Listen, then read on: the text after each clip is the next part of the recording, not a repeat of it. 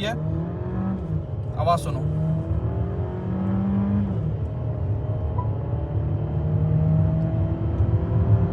देखो अब जाके 100 चढ़ी है भाई।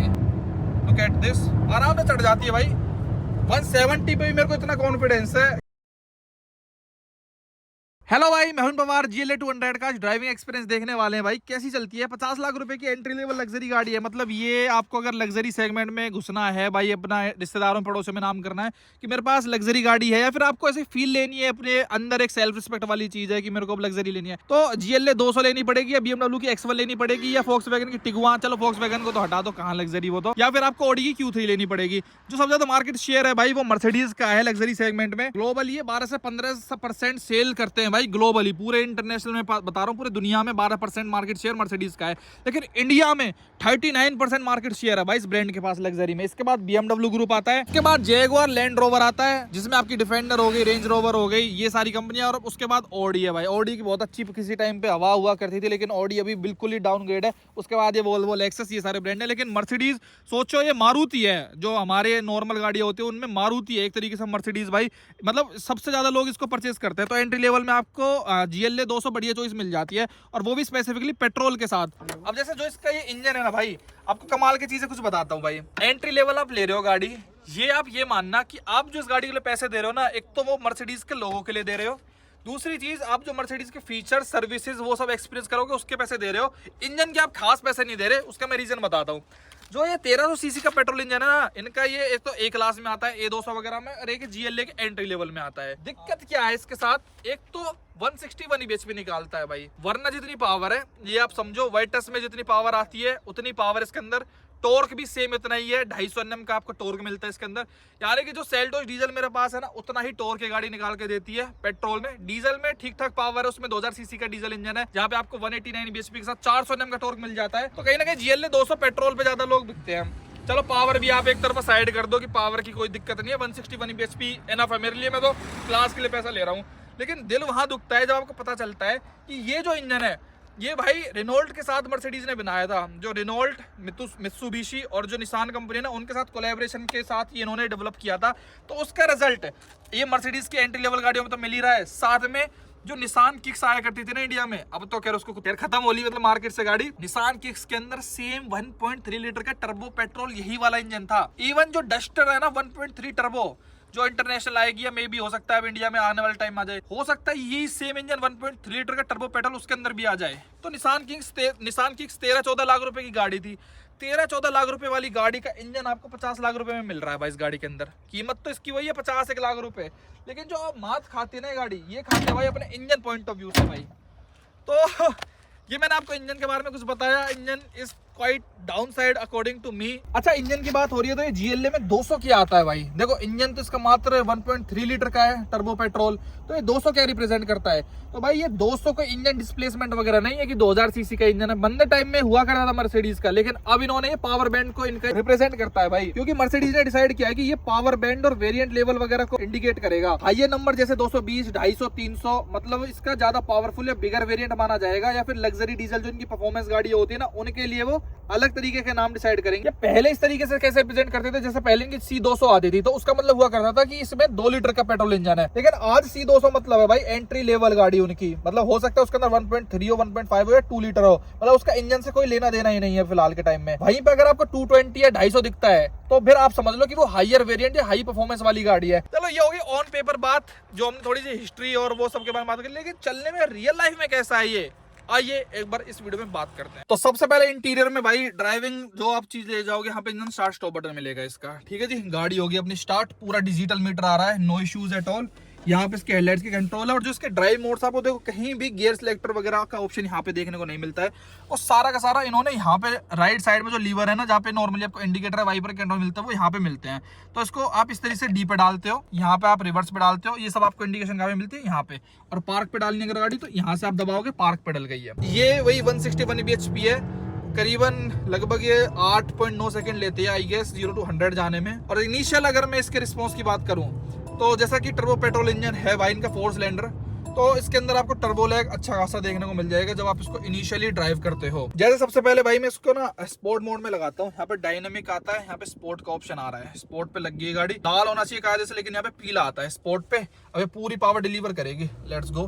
देखो गाड़ी 7 DCT ट्रांसमिशन है, इसके अंदर 7 गियर है, डुअल क्लच ट्रांसमिशन है। लेकिन ना गाड़ी सोचती है भाई चलने से पहले 2 सेकंड का आपको टर्बो लैग मिलता है। देखो अब जाके गाड़ी 100 की स्पीड पे टच करी है।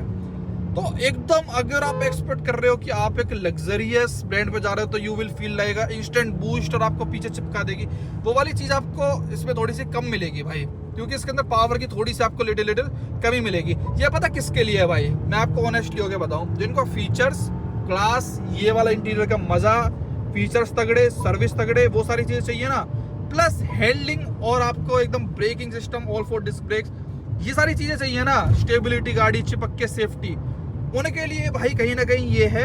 पावर अगर आप ढूंढ रहे हो, एक एंथुसियास्ट भगाने वाले चीज ढूंढ रहे हो, तो मैं भी आपको इतना ज्यादा इंप्रेस नहीं कर पाया भाई। ये देखो इसके अंदर ये 150 चढ़ गई है बोल तो गाड़ी बहुत ज्यादा स्टेबल है, 160 चढ़ गई है इवन, लुक एट दिस, आराम से चढ़ जाती है भाई।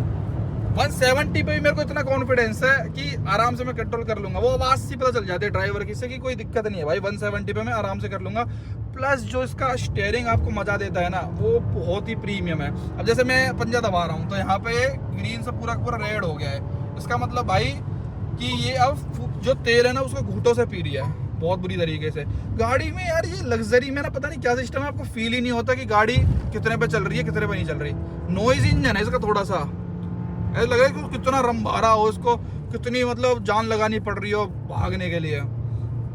देखो टर्बो लैग है भाई इसके अंदर, नो डाउट। जैसे आपने पंजा छोड़ा ना, उसके बाद आप जैसे दोबारा से उठाने की कोशिश करोगे तो 2 सेकंड तो आपको भाई इसका वेट करना पड़ेगा भाई कि हाँ अभी चलेगी अभी चलेगी अभी चलेगी ऐसे करके। और एक और बहुत ही प्यारी चीज जो मुझे इसकी पर्सनली लगी ना, जब आप गाड़ी को यू टर्न लेते हो तो आपको कहीं भी ऐसे करना की जरूरत ही नहीं है, आप इसी हाथ से भाई जैसे रिवर्स आपने लगाया तो यहाँ पे इसका कैमरा देखना कितना प्यारा है भाई, मतलब इसका ना ऐसा मूवमेंट करता है इसका कैमरा अकॉर्डिंग टू जिधर भी आप स्टीयरिंग काटोगे। जैसे इधर मैंने स्टीयरिंग काटा, अब मैं जब इसको फ्रंट पे डालूंगा ना, डी पे डाला, देखो जैसे मैंने डी पे डाला तो इसका इंस्टेंटली फ्रंट कैमरा आगे आ जाता है। अब मैं जिधर भी स्टीयरिंग काट रहा हूँ ना, उधर साइड का भाई ये कैमरा घूमे जा रहा है विद गाइडलाइंस प्रॉपर। अब देखना भाई हाँ करूंगा तो आप कैमरे पे ध्यान दो, ये इधर घूम गया भाई कैमरा इसका, और यहाँ पे भी 360 डिग्री कैमरा है तो ये यहाँ पे फील आ रही है प्रॉपर बनके।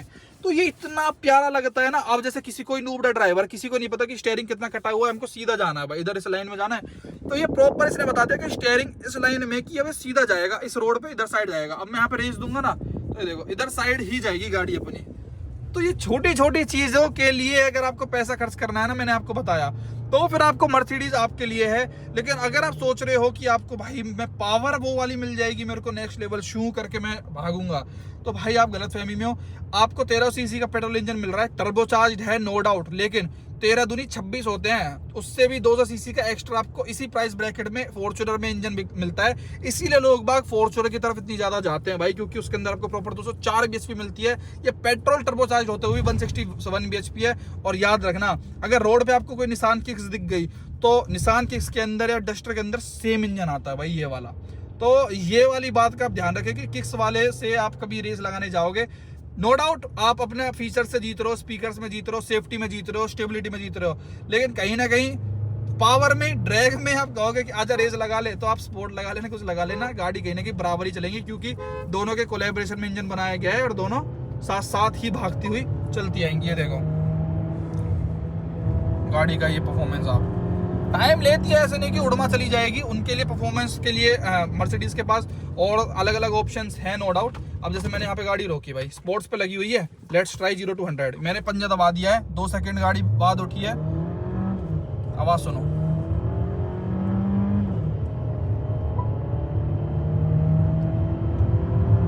देखो अब जाके 100 चढ़ी है भाई। तो क्वाइट टाइम लेती है, लेकिन इसका फायदा आपको मिल जाता है कि परफॉर्मेंस अगर कम है इसके अंदर तो आपको कहीं ना कहीं माइलेज जो है वो ठीक मिल जाती है। 9.5 किलोमीटर पर लीटर के हिसाब से सोचो, इस लेवल की परफॉर्मेंस, इस तरीके की ड्राइविंग जब मैं कर रहा हूँ GLA 200 में तो आपको मिल रही है। तो माइलेज भी है, कहीं ना कहीं आपको गाड़ी जो है अच्छी दे देती है। और भाई जो हैंडलिंग है ना, कटकुट मारोगे ना हाईवे पे, फैन हो जाओगे भाई, फैन। जो स्टीयरिंग की फील है ना गाड़ी के अंदर, ये चीज मजा देती है। पंजा नहीं दे रहा आपको मजा, देखो सच बताऊं, पंजा मजा नहीं देगा।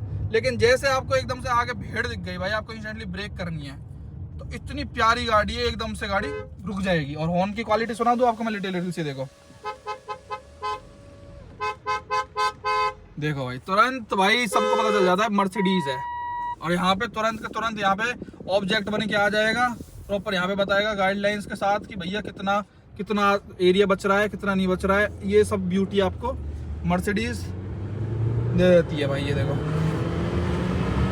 फील है भाई, फील है नो डाउट। स्टीयरिंग में कोई प्ले नहीं, कुछ नहीं, क्लास है भाई।